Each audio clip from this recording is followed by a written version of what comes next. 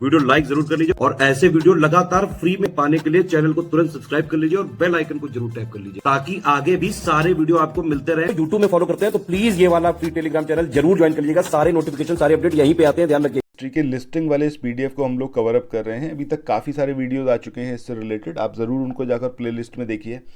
और अभी जो रिसेंटली चल रहा है या फिर जो अभी ख़त्म हुआ है रिसेंटली वीडियो, तो उसमें हमने यहाँ तक चालुक्य वेंगी, अब इसको किसने स्थापित किया और इसकी जो कैपिटल थी वो क्या थी, यहाँ तक हम कवर अप कर चुके थे।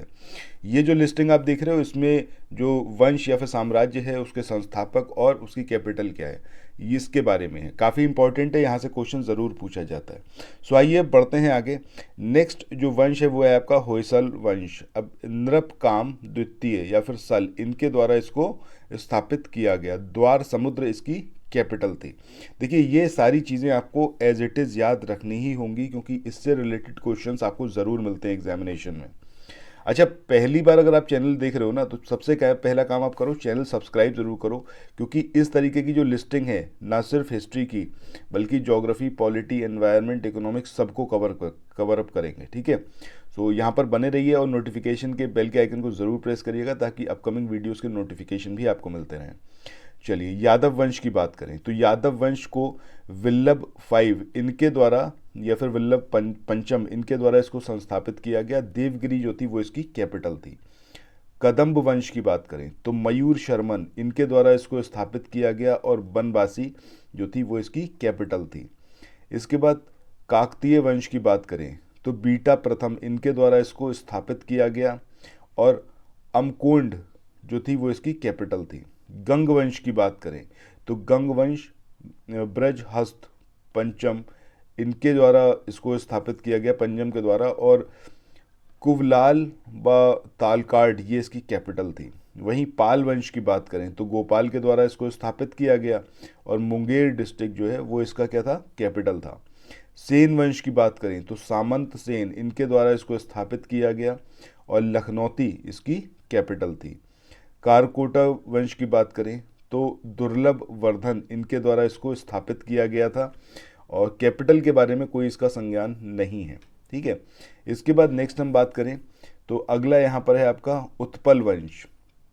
तो अमंती वर्मन के द्वारा इसको स्थापित किया गया था, इसके भी कैपिटल के बारे में जानकारी नहीं है। लोहार वंश की बात करें तो संग्राम राज के द्वारा इसको स्थापित किया गया था और इसके भी कैपिटल के बारे में ज्ञात नहीं है। वर्मन वंश कामरूप इसको स्थापित किसने करा, पुष्य वर्मन ने, और प्राग ज्योतिषपुर इसकी कैपिटल रही थी। वहीं नेक्स्ट हम बात करें गुर्जर प्रतिहार वंश की तो नागभट्ट प्रथम इनके द्वारा इसको स्थापित किया गया था और कन्नौज जो थी वो इनकी कैपिटल थी। गेहड़वाल वंश की बात करें तो चंद्रदेव के द्वारा इसको स्थापित किया गया था और कन्नौज जो थी वो कैपिटल थी। चौहान वंश की बात करें तो वसुदेव इनके द्वारा इसको स्थापित किया गया था और अजमेर जो थी वो कैपिटल थी। परमार वंश की बात करें तो उपेंद्र इनके द्वारा इसको स्थापित किया गया था और धारा नगरी जो थी वो कैपिटल थी। चंदेल वंश की बात करें तो नत्रुकुक ये इसके संस्थापक थे और खुजराहो या फिर महोबा जो है वो चंदेल वंश की कैपिटल थी। सोलंकी वंश की बात करें तो मूल राज ये इनके द्वारा इसको स्थापित किया गया था और अहिलवाड़ जो थी वो कैपिटल थी। कलचुरी वंश की बात करें तो कोक्कल इसको इन्होंने संस्थापित किया था, कोक्कल ने कलचुरी वंश को, और तिरपुरी इसकी क्या थी, कैपिटल थी। गुलाम वंश ये तो सबको पता है, कुतुबुद्दीन ऐबक दिल्ली कैपिटल। खिलजी वंश जलालुद्दीन खिलजी और दिल्ली। ठीक है, बेसिकली यहाँ से देखें तो यहाँ से आपको ऑलमोस्ट सारे पता होंगे, बट इधर वाले जो हैं ये थोड़े से टिपिकल हो जाते हैं क्योंकि इनके बारे में एक इन्फॉर्मेशन है आप लोगों के लिए जो बहुत इंपॉर्टेंट है। अगर आप लोग उत्तर प्रदेश पीसीएस की तैयारी कर रहे हैं, आप आरओ की तैयारी करना चाहते हैं, बीईओ की तैयारी करना चाहते हैं, इन तीनों एग्जाम की अगर आप तैयारी करने चाहते हैं तो स्टडी फॉर सिविल सर्विसेज के कोर्सेज को आप ज्वाइन कर सकते हैं कंप्लीट तैयारी के लिए। ये वन स्टॉप डेस्टिनेशन है, यहाँ पर आपको सब कुछ मिलेगा जिसमें स्टडी मटेरियल रहेगा, टेस्ट सीरीज रहेंगी, पेड क्विज रहेंगी, सब कुछ आपको एक ही जगह पर मिलेगा और ये सब कुछ सफिशिएंट होगा आपके एग्जाम को क्रैक करने के लिए, एग्जाम को निकालने के लिए। लेटेस्ट ग्रुप स्टार्ट हो चुके हैं और उन ग्रुप में आपको एडमिशन लेने के लिए सिंपली जो ये नंबर मैं आपकी स्क्रीन पर लिख रहा हूँ, इन नंबर्स पर आप कॉल कर सकते हैं 8564 880530 इस नंबर पर आप संपर्क कर सकते हैं। इसके अलावा 9696066089 इस नंबर पर कांटेक्ट कर सकते हैं, या फिर आप 7523864455 इन तीनों में से किसी भी नंबर पर कॉल करके आप हमसे संपर्क कर सकते हैं। और ये लेटेस्ट ग्रुप जो है इसमें आप एडमिशन ले सकते हैं। ज़्यादा आपने पढ़ा नहीं होता है कहीं, ठीक है, तो इनको कैसे याद रखें इसको एक बार देख लेते हैं। जहाँ कहीं ज़रूरत है वहाँ पर ट्रिक की सहायता से इसको याद रखें, ताकि कम से कम ये रहे कि जब एग्ज़ाम में आप सामने देखें तो स्ट्राइक कर जाए आपके माइंड में कि कौन सा हो सकता है। देखिए, अब अगर हम यहाँ पर बात करें किसकी, सबसे पहले होयसल वंश की, तो इसमें आप किस तरीके से याद रख सकते हैं। अगर आप यहाँ पर सल को साल पढ़ लें, इतना सा कर लें, ठीक है, तो साल भर जब आप काम करोगे तब आप क्या हो सकता है, समुद्र देखने जा सकते हो गोवा, ठीक है। पैसा तभी आपके पास इकट्ठा होगा ना कि जब आप साल भर काम कर लोगे तभी आप समुद्र देखने गोवा जा सकते हो। इस तरीके से आप इसको याद रख सकते हो कि होयसल, अब यहाँ पर जैसे सल है, अगर आपके ऑप्शंस में वहाँ आपको सल दिखता है तब तो आप समझ ही जाओगे हाँ भाई होयसल के संस्थापक का नाम क्या है, सल है। अगर नहीं दिया है, नृपकाम द्वितीय दिया है, तो उस टाइम पर आपको सिंपली ये याद रखना है कि होयसल में सल का मतलब क्या है, साल है। तो साल भर जब आप काम करोगे दैट मीन्स नृपकाम, तब आप समुद्र देखने जा सकते हो, द्वार समुद्र, ठीक है। इस तरीके से आप इसको इंटरलिंक कर सकते हो। इसके बाद नेक्स्ट हम बात करें क्या, यादव वंश की, ठीक है। तो यादव वंश की अगर आप बात करोगे तो देखो यादव वंश क्या होता है एग्जैक्टली अगर आप देखें तो जो दूध का व्यापार करने वाले जो लोग हैं, ठीक है, पशुपालन एग्जैक्टली दूध का जो करते हैं वो यादव करते हैं। एक से एक जो बिगड़ी हुई गाय होती हैं, भैंस होती हैं, ठीक है, उनसे भी ये दूध ले लेते हैं, ठीक है। तो यादव वंश से आपको सिंपली क्या याद आएगा, आपके दिमाग में सबसे पहली चीज़ यही आएगी कि हाँ यार ये लोग जो हैं एक से एक बिगड़ी और जो भिल्ल गाय होती हैं, कैसी होती हैं, भिल्ल गाय या फिर भिल्ल भैंस होती हैं जो एकदम अकड़ जाती हैं कि नहीं हमको दूध नहीं देना है, उनसे भी ये दूध निकाल पाते हैं, ठीक है। और किसको वो फाइनली समर्पित कराया जाता है, देवताओं को। एग्जैक्टली यही होता है ना, जब शंकर जी को हर सोमवार को जाकर क्या करते हैं, दूध समर्पित करते हैं। तो यादव वंश से आपको सिंपली क्या याद आएगा कि दूध का व्यापार करने वाले जो होते हैं वो कौन से होते हैं, यादव वंश के होते हैं। इस तरीके से खाली इंटर रिलेट करना, कोई भी उसमें ऑफेंडेड महसूस ना करें, ठीक है।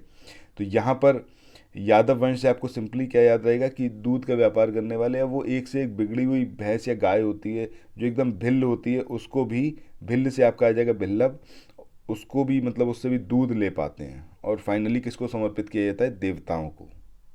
अब तीसरे की बात करें यहाँ पर कदम्ब वंश की, तो यहाँ पर सिंपली आपको एक वर्ड याद रखना है, कद। कभी भी आपने देखा होगा जिनका कद छोटा होता है, मतलब एक्सट्रीम छोटा होता है, वो कहीं ना कहीं बड़ा शर्म महसूस करते हैं। देखिए ये सारी चीज़ें मैं सिर्फ यहाँ पर आपको इसलिए बता रहा हूँ ताकि आप इन चीज़ों को इंटरलिंक कर पाएँ और याद रख पाएँ, ठीक है, और कोई दूसरा पर्पस नहीं है।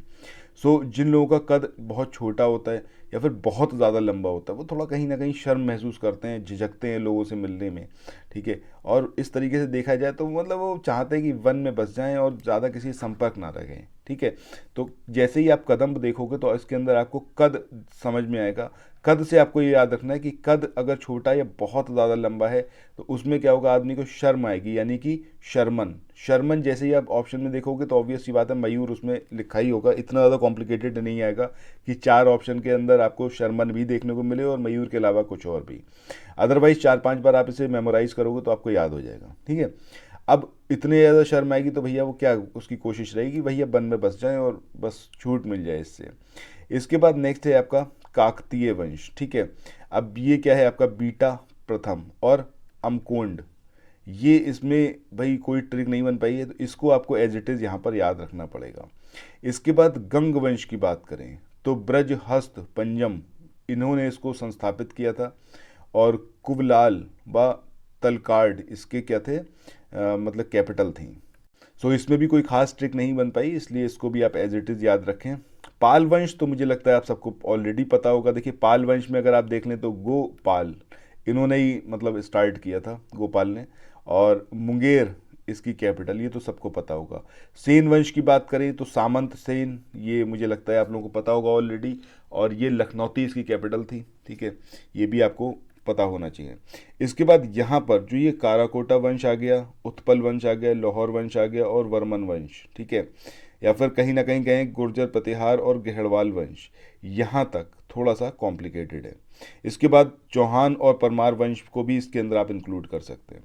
तो यहाँ से देखते हैं, अब ये कारकोट वंश, ठीक है, कारकोट वंश में क्या आएगा, दुर्लभ।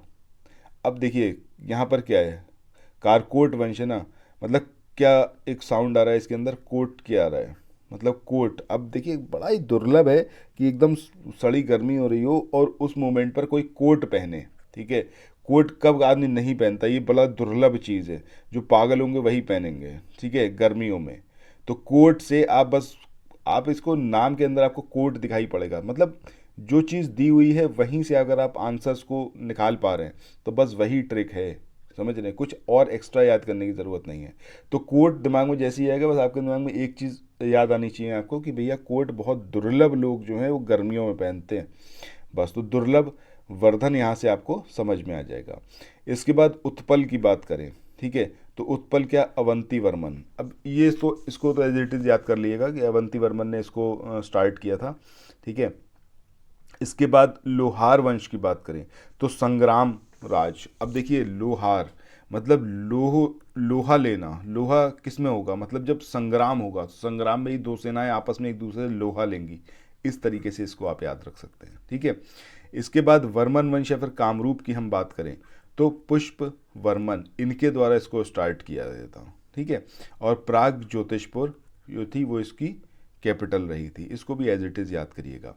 इसके बाद नेक्स्ट हम बात करें तो नहीं, यहाँ पर ये इसको देखते हैं गुर्जर प्रतिहार वंश को। तो गुर्जर प्रतिहार वंश की बात करें तो नागभट्ट प्रथम, इन्होंने इसको स्टार्ट किया था और कन्नौज जो थी वो इसकी कैपिटल थी।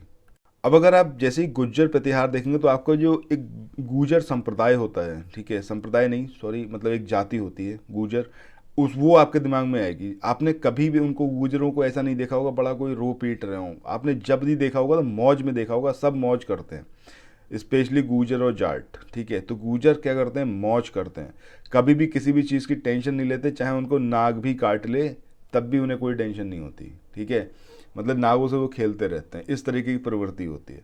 तो यहाँ से खाली आपको वो जाति याद रखनी है, गुर्जर की बात कर रहे हैं, गुर्जर मौज लेते हैं, चाहे उनके नाक काट ले, चाहे सब कुछ पट्ट हो जाए, पट्ट हो जाए यानी कि सब कुछ खराब हो जाए, तो पट्ट और नाक से नागभट्ट, बस इस तरीके से आप इसको याद कर सकते हैं। गहड़वाल वंश की बात करें तो गहड़वाल वंश जो है वो चंद्रदेव ने स्टार्ट किया और कन्नौज जो थी वो इसकी कैपिटल थी। इसके बाद अगला जो चौहान वंश है ये वसुदेव ने इसको स्टार्ट किया था और अजमेर कैपिटल थी, कैपिटल तो अजमेर आपको याद रहेगी चौहान वंश की आई थिंक। बाकी परमार वंश की बात करें उपकेंद्र और धारा नगरी, ठीक है, ये आपको यहाँ पर याद रखना है। सो यहाँ पर बेसिकली जितने मैंने आपको बताए हैं ना, इनको आप एज इट इज़ याद रखिएगा, और जिसकी ट्रिक नहीं बन पाई है उसकी, किसी की देखिए ज़बरदस्ती ट्रिक नहीं बनानी है। अगर यहाँ पर ऑप्शंस मतलब जो आपको दिया हुआ है क्वेश्चन उसके अंदर से आप आंसर को निकाल पा रहे हो तभी कोई मतलब है ट्रिक बनाने का, जैसा मैंने आपको पहले ही बोला था, ठीक है। सो अभी ये जो तरीका है आपको कैसा लगा कमेंट सेक्शन में बताइएगा। बाकी ये जो बचे हुए हैं ना, इसमें से ये गुलाम वंश और खिलजी वंश इसकी ज़रूरत ही नहीं है, तो आपको ऑलरेडी पता होगा, ठीक है। बाकी ये जो यहाँ पर वंश हैं, गहड़वाल के बाद चौहान वंश अपना हो गया, परमार वंश भी हो गया, चंदेल वंश, सोलंकी वंश और कलचुरी, इनको आप एज इट इज़ कुछ कमेंट सेक्शन में बताइए, कुछ आप लोग अगर ट्रिक बना सकते हो तो, ठीक है। थोड़ा सा यहाँ पर भी आप लोग भी बताएं, बस शर्त यही है कि ट्रिक कुछ एक्स्ट्रा नहीं होनी चाहिए, ट्रिक वही हो जो यहाँ से निकल के आए। अगर पूछा जाए एग्जामिनेशन में कि चंदेल वंश की जो कैपिटल थी वो कौन सी थी, ठीक है, तो यहीं से आप निकाल पाएँ, चंदेल वंश से ही कुछ ना कुछ ऐसा लिंक बनाइए ताकि हम खजुराहो तक पहुँच पाएँ, और चंदेल जैसे ही हम देखें तो खजुराहो हमारे दिमाग में आ जाए। ये चीज़ कमेंट सेक्शन में आप लोग बताइएगा, आप लोग थोड़ा प्रयास करके बताइएगा क्या कुछ हो सकता है, ठीक है। तो फिर मिलते हैं नेक्स्ट वीडियो में, till then thank you so much, have a nice day, bye bye.